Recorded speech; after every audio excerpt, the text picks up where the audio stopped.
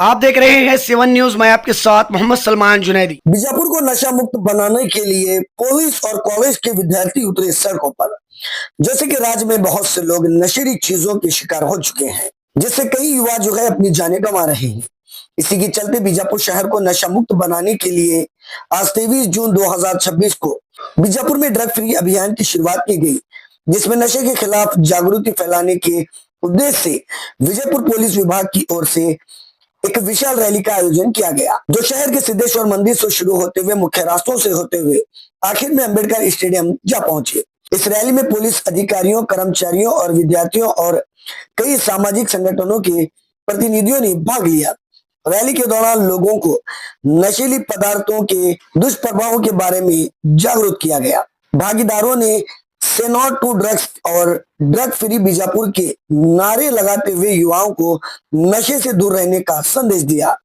Police अधिकारियों ने कहा कि नशा न सिर्फ व्यक्ति के वस्तुओं को नुकसान पहुंचाता है, बल्कि परिवार और समाज को भी प्रभावित करता है। इसीलिए बीजापुर के संकल्प को सफल बनाने के लिए लगातार जागरूक अभियान चलाए जा रहे हैं। इस मौके पर बीजापुर जिला एसपी लक्ष्मण निम्बर्गी और डीसी के आनंद ने बात करते हुए अपनी प्रतिक्रियाएं व्यक्त की है। सुनिए। ಇದೇ ಬರುವ ಜೂನ್ 26ರಂದು international day against drug abuse ಅಂತ ಹೇಳಿ ನಾವು ಏನು ಮಾದಕ ದ್ರವ್ಯಗಳ ವಿರೋಧಿ ದಿನಾಚರಣೆಯನ್ನ ಆಚರಿಸ್ತೀವಿ. ಅದನ್ನ ನಾವು ಇಡೀ ಕರ್ನಾಟಕದಾದ್ಯಂತ ಎಲ್ಲ ಪೊಲೀಸ್ ಭಾಗದಿಂದ ಜಿಲ್ಲಾದ್ಯಂತನೂ ಕೂಡ ಎಲ್ಲ ಪೊಲೀಸ್ ಠಾಣೆಗಳ ವ್ಯಾಪ್ತಿಯಲ್ಲಿ ಈ ವಾರ ನಾವು ಅಬ್ಸರ್ವೇಷನ್ ವೀಕ್ ಅನ್ನೋ ರೀತಿ ಬೇರೆ ಬೇರೆ ರೀತಿಯ ಕಾರ್ಯಕ್ರಮಗಳನ್ನ ಹಮ್ಮಿಕೊಂಡಿದೀವಿ. ನಿನ್ನೆಯ ದಿನ ಎಲ್ಲ ಕಾಲೇಜಸ್ಗಳಿಗೆ ವಿಸಿಟ್ ಮಾಡಿ ಇಂಡೋರ್ ಕಾರ್ಯಕ್ರಮಗಳಲ್ಲಿ ವಿದ್ಯಾರ್ಥಿ ಶಿಕ್ಷಕರ ಜೊತೆಗೆ ಸಂಘ ಸಂಸ್ಥೆಗಳ ಜೊತೆಗೆ ಚರ್ಚೆಯನ್ನ ಹಮ್ಮಿಕೊಂಡಿದ್ವಿ. ಇವತ್ತಿನ ದಿನ ಜಿಲ್ಲಾದ್ಯಂತ ಎಲ್ಲ ಪೊಲೀಸ್ ಠಾಣಾ ವ್ಯಾಪ್ತಿಗಳಲ್ಲಿ ರ್ಯಾಲಿಗಳ ಮುಖಾಂತರ ಜಾಗೃತಿಯನ್ನ ಮೂಡಿಸುವಂತ ಒಂದು ಕಾರ್ಯವನ್ನ ಹಮ್ಮಿಕೊಂಡಿದೀವಿ. ನಾಳೆನೂ ಕೂಡ ಸಾಮಾಜಿಕ ಜಾಲತಾಣಗಳಲ್ಲಿ ಹೆಚ್ಚಿನ ವಿಡಿಯೋಸ್ ಗಳನ್ನ ಮತ್ತೆ ಅವೇರ್ನೆಸ್ ಪೋಸ್ಟರ್ಸ್ ಗಳ ಬಗ್ಗೆ ನಾವು ಹಮ್ಮಿಕೊಂಡಿದೀವಿ. ಬರುವಂತಹ ನಾಡಿದ್ದು ಅಂದ್ರೆ ದಿನಾಂಕ 25ರಂದು ಕೂಡ ಸ್ಕೂಲ್ಸ್ ಗಳಿಗೆ ನಮ್ಮ ಎಲ್ಲಾ ಪೊಲೀಸ್ ಅಧಿಕಾರಿ ಸಿಬ್ಬಂದಿಯವರು ಕೂಡ ವಿಸಿಟ್ ಮಾಡ್ತಾರೆ, ಕರಪತ್ರಗಳನ್ನ ಹಂಚುವ ಒಂದು ಕಾರ್ಯವನ್ನು ಕೂಡ ಮಾಡ್ತಾರೆ. ಜೂನ್ 26ರಂದು ಕಳೆದ 1 ವರ್ಷದಿಂದ ಏನು ನಾವು ಡ್ರಗ್ಸ್ ಅನ್ನ ಸೀಸ್ ಮಾಡಿದೀವಿ, ಅದನ್ನ ಅವತ್ತು ಡೆಸ್ಟ್ರಾಯ್ ಮಾಡುವಂತ ಒಂದು ಕಾರ್ಯಕ್ರಮವನ್ನು ಕೂಡ ಹಮ್ಮಿಕೊಂಡಿದೀವಿ. ಈಗ drugs the fight against drugs ಕೇವಲ ಒಂದು ಪೊಲೀಸ್ ಇಲಾಖೆ ಹೋರಾಟ ಮಾತ್ರವಾಗಿ ಉಳಿದಿಲ್ಲ, ಇದು ಪ್ರತಿಯೊಬ್ಬರ ಹೋರಾಟವಾಗಿ ಹಮ್ಮಿಕೋಬೇಕಾಗಿದೆ. ಯಾವಾಗ ಸಮಾಜಮುಖಿಯಾಗಿ ಈ ಹೋರಾಟವನ್ನ ಹಮ್ಮಿಕೊಳ್ಳುತ್ತೆ, ಈ ಹೋರಾಟಗಳಲ್ಲಿ ಬಹಳ ಸಕ್ಸಸ್ ಅನ್ನ ಕಂಡಿದ್ದನ್ನ ನಾವು ನೋಡಿದೀವಿ. ಕೇವಲ ಲಾ ಎನ್ಫೋರ್ಸ್ಮೆಂಟ್ ಏಜೆನ್ಸಿ ಅಷ್ಟೇ ಅಲ್ಲದೆ ಪೋಷಕರು, ಶಿಕ್ಷಕರು, ಸಂಘ ಸಂಸ್ಥೆಗಳು, ಶಿಕ್ಷಣ ಸಂಸ್ಥೆಗಳು ಮತ್ತೆ ಸಮಾಜದಲ್ಲಿ ಇರುವಂತಹ ಎಲ್ಲ ನಾಗರಿಕ ಸಮಾಜ, ಸಿವಿಲ್ ಸೊಸೈಟಿ, ಅದರ ಜೊತೆಗೆ NGOsಗಳು, ಮಾಧ್ಯಮಗಳು ಮತ್ತೆ ಸಮಾಜದಲ್ಲಿರುವಂತಹ ಎಲ್ಲ ಸ್ತರದಲ್ಲಿರುವಂತಹ ವ್ಯಕ್ತಿಗಳು ಇದನ್ನ ಮನೆ ಹೋರಾಟವನ್ನಾಗಿ ಹಮ್ಮಿಕೊಂಡಾಗ ನಾವು ಇದನ್ನ ಸಕ್ಸಸ್ ಮಾಡೋದಕ್ಕೆ ಸಾಧ್ಯ ಆಗುತ್ತೆ. ಕೇವಲ ಇದು ನಾವು ಎಷ್ಟು ಜನ ಆರೋಪಿತರನ್ನ ನಾವು ಹಿಡಿದ್ವಿ ಅನ್ನೋಕ್ಕಿಂತ ಎಷ್ಟು ಜನ ಮದ್ಯ ವ್ಯಸನಿಗಳನ್ನ ಅವ್ರನ್ನ ವಾಪಸ್ಸು ನಾವು ನಾಗರಿಕ ಸಮಾಜಕ್ಕೆ ವಾಪಸ್ ತಂದ್ವಿ ಅನ್ನೋದು ಕೂಡ ಅಷ್ಟೇ ಇಂಪಾರ್ಟೆಂಟ್ ಆಗುತ್ತೆ. Rescue and rehabilitation also takes an important place. ಆ ಹಿನ್ನೆಲೆಯಲ್ಲಿ ನಾವು ಈ ಕಾರ್ಯಕ್ರಮಗಳನ್ನ ಹಮ್ಮಿಕೊಂಡಿದೀವಿ. ಇವತ್ತು ಸಾವಿರಾರು ಸಂಖ್ಯೆಯಲ್ಲಿ ವಿದ್ಯಾರ್ಥಿನಿಯರು ಈ ಕಾರ್ಯಕ್ರಮಕ್ಕೆ, ಈ ಜಾಥಾಗೆ ಬಂದಿದ್ರು. ಎಲ್ಲರೂ ಕೂಡ ಈ ಹೋರಾಟಕ್ಕೆ ಕೈ ಜೋಡಿಸಿದ್ದಾರೆ. ದ ಡ್ರಗ್ಸ್ ಫ್ರೀ ಕರ್ನಾಟಕ ಏನು ನಮ್ಮ ರಾಜ್ಯ ಸರ್ಕಾರದ ಗೃಹ ಇಲಾಖೆಯ ಮತ್ತು ಪೊಲೀಸ್ ಇಲಾಖೆಯ ಮೋಟೋ ಇದೆ, ಆ ಹಿನ್ನೆಲೆಯಲ್ಲಿ ಈ ಕಾರ್ಯಕ್ರಮವನ್ನು ನಾವು ಹಮ್ಮಿಕೊಂಡಿದ್ದೀವಿ. ಅದನ್ನ 26th will give the details. We have every day even to give 26th the details. Thank you. ಎಲ್ಲರಿಗೂ ನಮಸ್ಕಾರ. ಪೊಲೀಸ್ ಇಲಾಖೆ ವತಿಯಿಂದ ವಿಜಯಪುರ ಜಿಲ್ಲೆಯಾದ್ಯಂತ 1 ವಾರದ ಈ ಒಂದು ಇಂಟರ್ನ್ಯಾಷನಲ್ ಡ್ರಗ್ ಫ್ರೀ ವೀಕ್ ಅನ್ನು ಆಚರಣೆ ಮಾಡ್ತಾ ಇದ್ದಾರೆ. ಈ ಕಾರ್ಯಕ್ರಮದ ಉದ್ದೇಶಿಸಿ ಈಗ ಮಾತಾಡಿರುವಂತಹ SP ಸಾಹೇಬರು, ಲಕ್ಷ್ಮಣ್ ನಿಂಬರ್ಗಿ ಸಾಹೇಬರು, ಮತ್ತೆ ಅಡಿಷನಲ್ SP ಮತ್ತೆ Indian red cross, additional drug controller, ಇಲ್ಲಿ ನೆರೆದಿರುವಂತಹ ಎಲ್ಲ ವಿದ್ಯಾರ್ಥಿನಿಯರು, ಮಾಧ್ಯಮ ಮಿತ್ರರು, ಎಲ್ಲರಿಗೂ ನಮಸ್ಕಾರಗಳು. ಇದು ತುಂಬಾ ಇಂಪಾರ್ಟೆಂಟ್ ಪಾಯಿಂಟ್. ಇದು ಏನು ಒಂದು ದಿವಸದ ಕಾರ್ಯಕ್ರಮ ಅಲ್ಲ, ಸಮಾಜದ ಒಂದು ದೊಡ್ಡ ಒಂದು ಸಮಸ್ಯೆ. ಪ್ರತಿಯೊಬ್ಬ ಮನೆಯಿಂದನೂ ಕೂಡ ಇದನ್ನು ನಾವು ಎದುರಿಸುವಂಥದ್ದು ಆಗ್ಬೇಕು. ಸಾಕಷ್ಟು ಮಾಧ್ಯಮಗಳಲ್ಲಿ, ಪತ್ರಿಕೆ ಮಾಧ್ಯಮಗಳಲ್ಲಿ ಮತ್ತೆ ನಾವು ಹತ್ತಿರದಲ್ಲಿಂದನೂ ನೋಡಿದ್ದೇವೆ ಈ ಡ್ರಗ್ ಅಬ್ಯೂಸ್ನಿಂದ ಒಬ್ಬ ಭವಿಷ್ಯ ಹೇಗೆ ಹಾಳಾಗ್ತದೆ, ಮತ್ತೆ ಆ ಮನೆಯ ಕುಟುಂಬ ಹೇಗೆ ಹಾಳಾಗ್ತದೆ, ಮತ್ತೆ ಮುಂದಕ್ಕೆ ರಾಜ್ಯಕ್ಕೆ ಮತ್ತೆ ದೇಶಕ್ಕೆ ಯಾವ ರೀತಿ ಹಾನಿ ಆಗ್ತದೆ ಅಂತ ಸುದೀರ್ಘವಾಗಿ ಹೇಳಿದ್ದಾರೆ. ಎಲ್ಲ ವಿದ್ಯಾರ್ಥಿಗಳು ಮತ್ತೆ ಕೋಚಿಂಗ್ ಸೆಂಟರ್ ಹುಡುಗರೆಲ್ಲ ಬಂದಿದ್ದೀರಾ. ಈ ಒಂದು ಅಂಬೇಡ್ಕರ್ ಕ್ರೀಡಾಂಗಣದಲ್ಲಿ ಈ ಒಂದು ಕಾರ್ಯಕ್ರಮ ಆಗುವಂಥದ್ದು ಅತಿ ವಿಶೇಷ. ಯಾಕೆಂದ್ರೆ ಕ್ರೀಡೆಯಲ್ಲಿ ಪ್ರತಿಯೊಂದು ಯುವಕರು ಕೂಡ ತೊಡಗಿಸಬೇಕು. That is very important.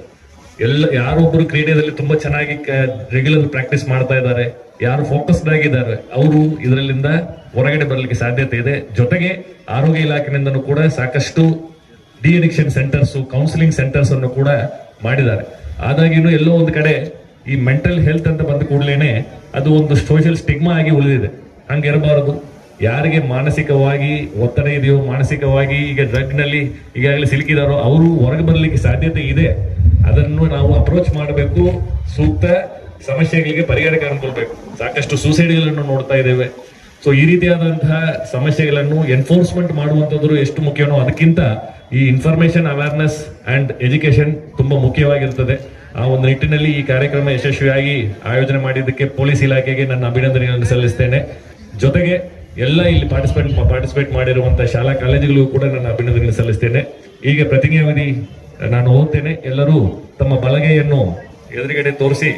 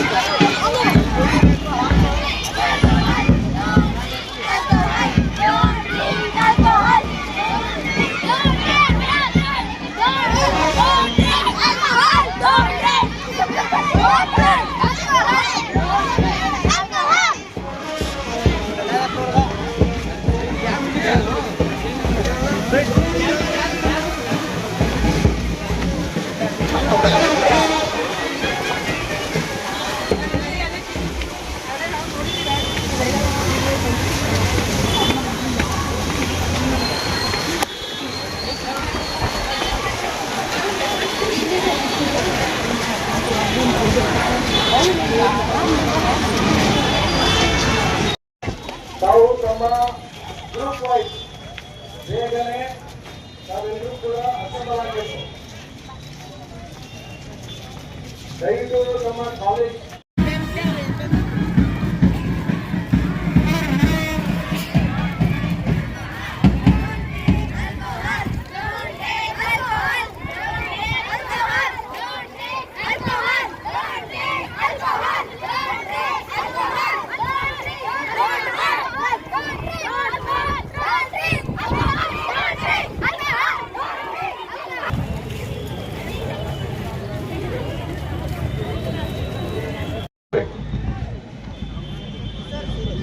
ದಯವಿಟ್ಟು ಎಲ್ಲ ವಿದ್ಯಾರ್ಥಿನಿಯರು ಹಿಂದ್ಗಡೆ ಬರಬೇಕು.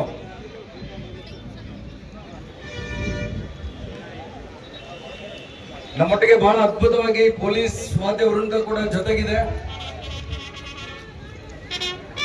ಐತಿಹಾಸಿಕ ಹಿನ್ನೆಲೆ ಕೂಡ ನಮ್ಮ ವಿಜಯಪುರ ಪೊಲೀಸ್ ವಾದ್ಯ ವೃಂದಕ್ಕಿದೆ.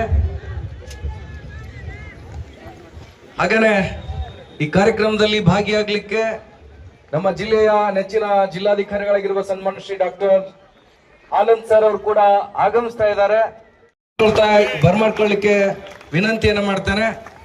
ದಯವಿಟ್ಟು ನಾನು ಆಗ್ಲೇ ಹೇಳ್ದಂಗೆ ಎಲ್ಲಾ ಸ್ಟೂಡೆಂಟ್ಸು ದಯವಿಟ್ಟು ಹಿಂದ್ಗಡೆ ಅಕಾಮಿಡೇಟ್ ಆಗಿ. ಈ ಜಿಲ್ಲೆಯ ಹೆಮ್ಮೆಯ ಜಿಲ್ಲಾ ಪೊಲೀಸ್ ವರಿಷ್ಠಾಧಿಕಾರಿಗಳಾಗಿರುವ ಸನ್ಮಾನ್ಯ ಶ್ರೀ ಲಕ್ಷ್ಮಣ್ ನಿಂಬರ್ಗಿ ಸರ್ ಅವರು ತಮ್ಮೆಲ್ಲರನ್ನ ಸ್ವಾಗತಿಸಿ ಪ್ರಾಸ್ತಾವಿಕವಾಗಿ ಮಾತನಾಡಲಿಕ್ಕೆ ಅವರಲ್ಲಿ ವಿನಂತಿ ಪೂರ್ವಕವಾಗಿ ನಾನು ಕೇಳ್ತೇನೆ. ಜೂನ್ 26ರಂದು the international day against drug abuse, ಅಂತಾರಾಷ್ಟ್ರೀಯ ದಿನಾಚರಣೆ ಮಾದಕ ವಸ್ತುಗಳ ವಿರೋಧಿ ದಿನ ಅಂತಂತೇಳಿ ನಾವು ಆಚರಿಸ್ತೀವಿ. ಆ ಹಿನ್ನೆಲೆಯಲ್ಲಿ ಇಡೀ ಕರ್ನಾಟಕದಾದ್ಯಂತ ಪೊಲೀಸ್ ಇಲಾಖೆ ನಿನ್ನೆಯಿಂದ ಇದನ್ನ ಒಂದು ರೀತಿ ಅಬ್ಸರ್ವೇಷನ್ ವೀಕ್ ಅನ್ನೋ ರೀತಿ ನಾವು ಆಚರಿಸ್ತಾ ಇದ್ದೀವಿ.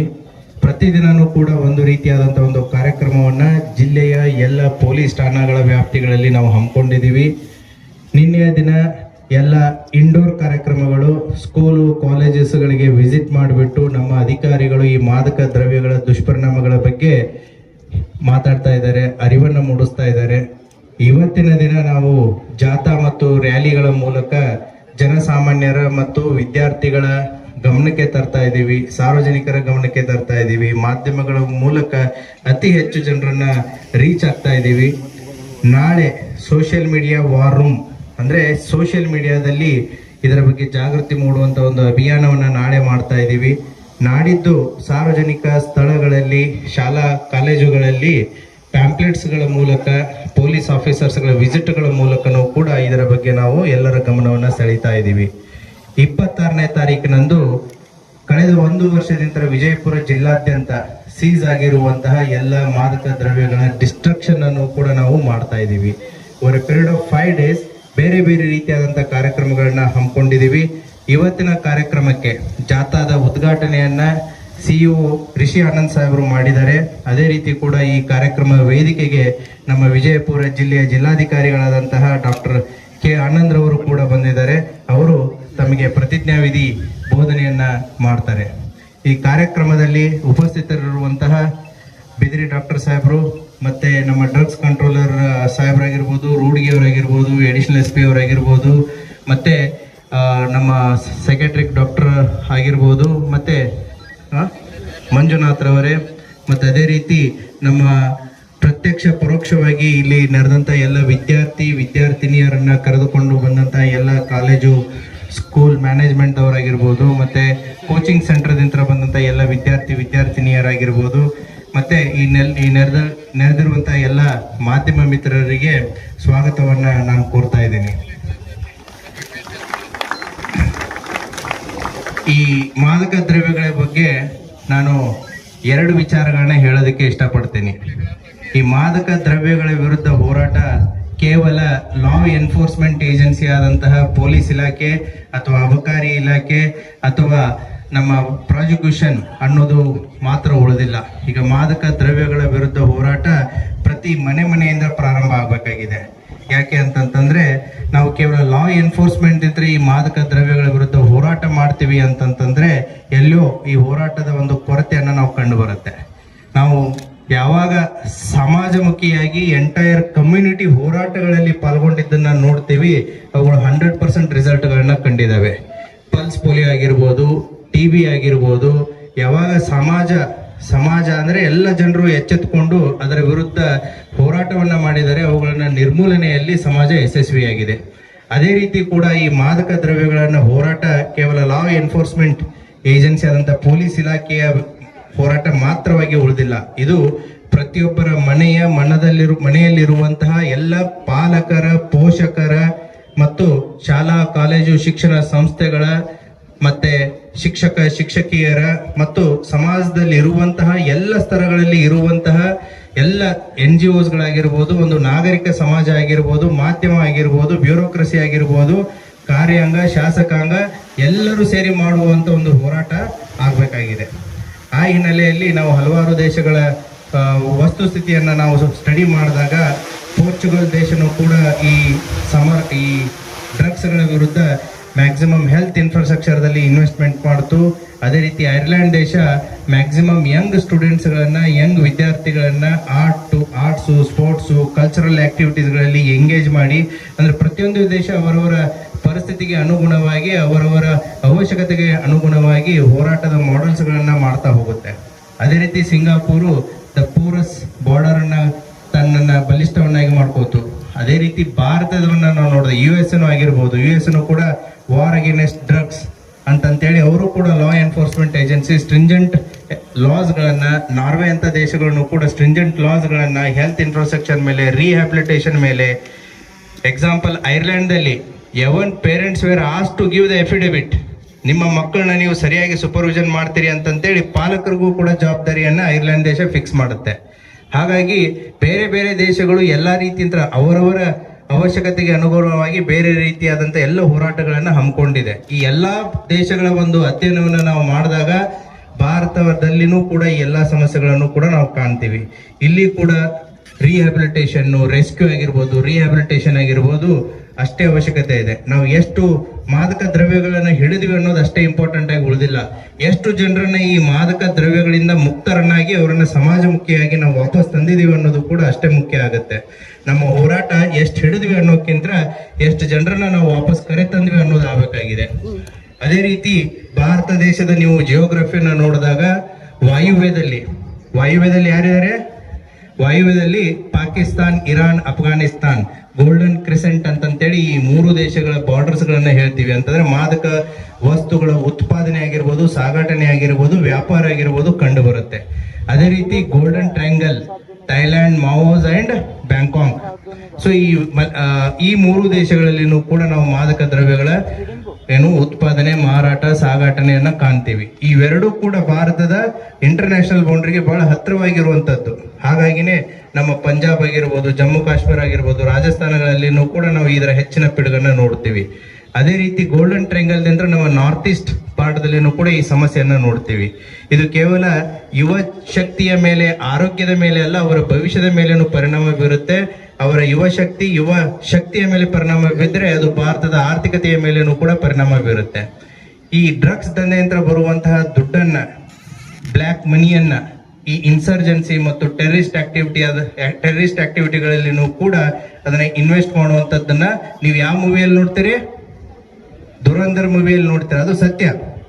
ಸೊ ಹಾಗಾಗಿ ಈ ಮಾದಕ ವಸ್ತುಗಳ ವಿರುದ್ಧಿನ ಹೋರಾಟ ಕೇವಲ ಪೊಲೀಸ್ ಇಲಾಖೆ ಹೋರಾಟ ಆಗಿ ಉಳಿದಿಲ್ಲ, ಇದು ಸಮಾಜದ ಹೋರಾಟ ಆಗಿ ಪರಿವರ್ತನೆ ಆಗಬೇಕಾಗಿದೆ. ಹಾಗಾಗಿ ನಿಮ್ಮ ಇದರ ಇನ್ವಾಲ್ವ್ಮೆಂಟು ಬಹಳ ಅತಿ ಅವಶ್ಯಕ. ಹಾಗಾಗಿ ಈ ಕಾರ್ಯಕ್ರಮವನ್ನು ನಾವು ಇವತ್ತು ಹಮ್ಮಿಕೊಂಡಿದ್ದೀವಿ. ಇದಕ್ಕೆ ನಮ್ಮ ಪೊಲೀಸ್ ಇಲಾಖೆ ಎಲ್ಲ ಅಧಿಕಾರಿ ಸಿಬ್ಬಂದಿ ವರ್ಗದವರಾಗಿರ್ಬೋದು, ಮತ್ತೆ ಈ ವೇದಿಕೆ ಮೇಲಿರುವಂಥ ಎಲ್ಲ ಅಧಿಕಾರಿ ವರ್ಗದವರಾಗಿರ್ಬೋದು ಇದಕ್ಕೆ ಬಹಳಷ್ಟು ಸಹಾಯ ಸಹಕಾರವನ್ನ ಮಾಡಿದ್ದಾರೆ. ಮಾಧ್ಯಮಗಳ ಮೂಲಕ ಇದನ್ನ ಹೆಚ್ಚಿನ ಜನರಿಗೆ ತಲುಪಿಸಬೇಕು ಅನ್ನುವಂಥ ಒಂದು ಉದ್ದೇಶದಿಂದ ಈ ಕಾರ್ಯಕ್ರಮವನ್ನು ಹಮ್ಮಿಕೊಂಡಿದ್ದೀವಿ. ಮಾದಕ ವ್ಯಸನದ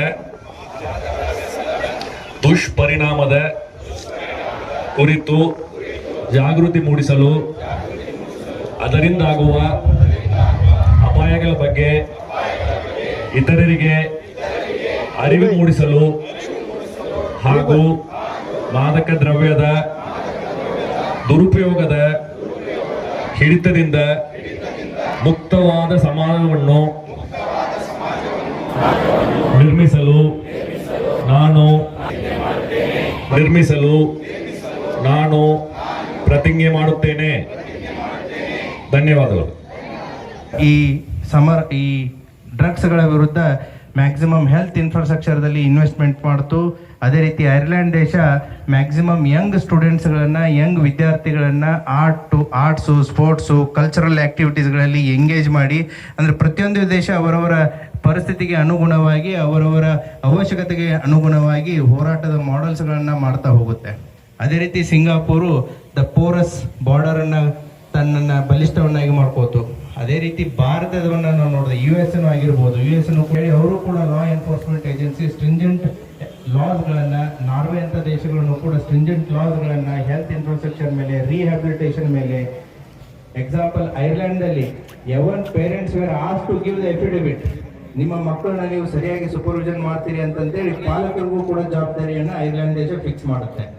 ಹಾಗಾಗಿ ಬೇರೆ ಬೇರೆ ದೇಶಗಳು ಎಲ್ಲ ರೀತಿಯಿಂದ ಅವರವರ ಅವಶ್ಯಕತೆಗೆ ಅನುಗುಣವಾಗಿ ಬೇರೆ ರೀತಿಯಾದಂಥ ಎಲ್ಲ ಹೋರಾಟಗಳನ್ನ ಹಮ್ಮಿಕೊಂಡಿದೆ. ಈ ಎಲ್ಲಾ ದೇಶಗಳ ಒಂದು ಅಧ್ಯಯನವನ್ನು ನಾವು ಮಾಡಿದಾಗ ಭಾರತದಲ್ಲಿನೂ ಕೂಡ ಈ ಎಲ್ಲಾ ಸಮಸ್ಯೆಗಳನ್ನು ಕೂಡ ನಾವು ಕಾಣ್ತೀವಿ. ಇಲ್ಲಿ ಕೂಡ ರಿಹ್ಯಾಬಿಲಿಟೇಷನ್, ರೆಸ್ಕ್ಯೂ ಆಗಿರ್ಬೋದು,